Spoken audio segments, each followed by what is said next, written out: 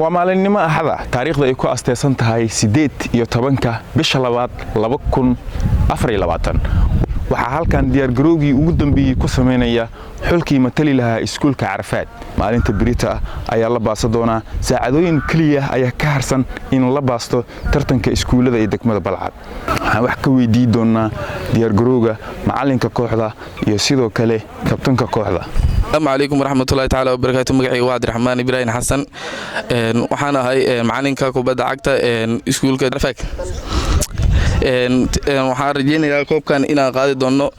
waxaan kalsoonaa ciyaaryahanadeyda maanta waxa galnay diyaargarowgii ugu dambeeyay waana ku faraxsanahay insha Allah koobkan wuxuu aadi doonaa iskuulka Carafaad waxaan rajeynayaa ciyaaryahanada igu matalo inay qaadi doonaan koobkan waana kalsoonahay waxaana soo bandhigi doonaa akhlaaq wanaagsan ciyaar wanaagsan. بسم الله أنا أحمد محمد موسى waxaan matalayaa maanta iskuulka Carafaad waxaan rajeynayaa inaan koobka qaado waxaan ciyaartooydeena waa ku kalsoonahay waxaan rajeynaynaa guulna Carafaad.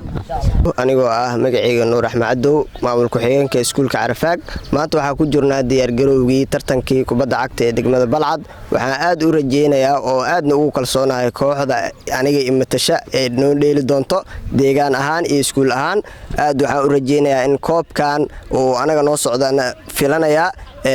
sidoo kale waxaan leeyahay tartankan waxaan jeclahay inuu nooga soo baxo tartan isdhaxgal bulsho sidoo kale intana laga dareemo akhlaaqda dadka wax bartay iyo sida ay ciyaar wanaagooda waxaan aad u rajeynayaa xirfadlayaasha banooniga ciyaarayo in kubad wanaagsan ay soo bandhigaan oo haddana ku dheehan tahay akhlaaq wanaagsan tartankan waxaan aad u rajeynayaa inuu tartan guul ku soo dhamaado yahay tartankan waxaan leeyahay anaga koobka anaga iska leh iskuulka Carafaad iska leh deegaanka Carafaad oo u socdaa waxaan aad ugu hambalyeeynaa ciyaartooyda anaga nagu matasha iskuulka Carafaad. anigu waa Jilani Cali Muxuu Kamara Raja Sports Balcad.